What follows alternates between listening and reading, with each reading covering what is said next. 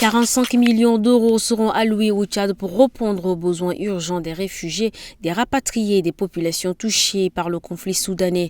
L'annonce a été faite par le commissaire à l'aide humanitaire de l'Union européenne, Janez Lenarcic, après sa visite à l'ouest et à l'est du Tchad.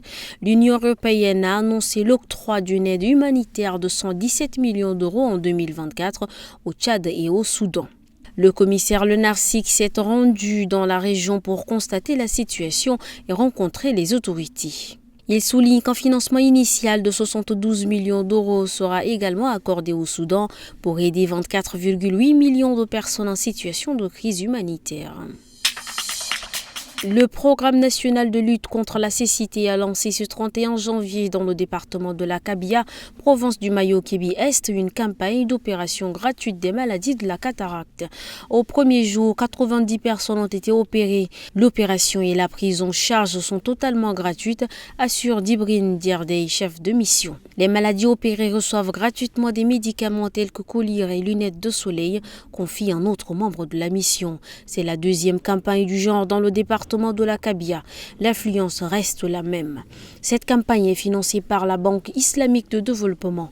Jusqu'au 6 février, 500 personnes sont ciblées. Malgré ces interpellations, l'Observatoire des associations sur le processus électoral au Tchad, OAPET, constate que le gouvernement a publié la loi régissant l'Agence nationale de gestion des élections ANGE et nommé ses membres. Pour l'OAPET, la publication de cette loi est inique et perfide et la désignation des membres de l'agence est un mépris indescriptible des autorités de la transition envers la société civile. L'Observatoire s'insurge contre le cafouillage dans la mise en place de cette institution hautement sensible.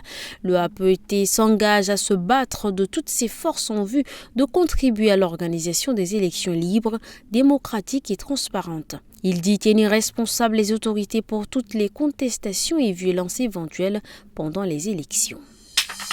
À l'issue du dernier conseil extraordinaire des ministres tenu le 29 janvier 2024, plusieurs décisions ont été prises. Parmi elles, il y a notamment celle du changement de la tutelle de l'Office national de sécurité alimentaire ONASA. Le chef de l'État a pris par ordonnance numéro 002 du 31 janvier 2024 à entériner la loi portant création de la dite office.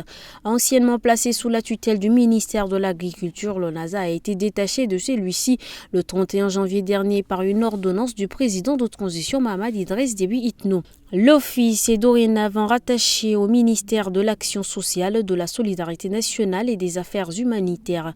Selon cette ordonnance, l'ONASA reste un établissement public à caractère industriel et commercial doté de la personnalité morale et de l'autorité financière. La situation des droits de l'homme au Tchad est examinée pour la 4e fois dans le cadre de l'examen périodique universel EPU du Conseil des droits de l'homme des Nations Unies depuis ce mardi 30 janvier 2024. Le Tchad est l'un des 14 États à être examinés par le groupe de travail de l'EPU au cours de sa 44e session qui se tient du 22 janvier au 2 février 2024.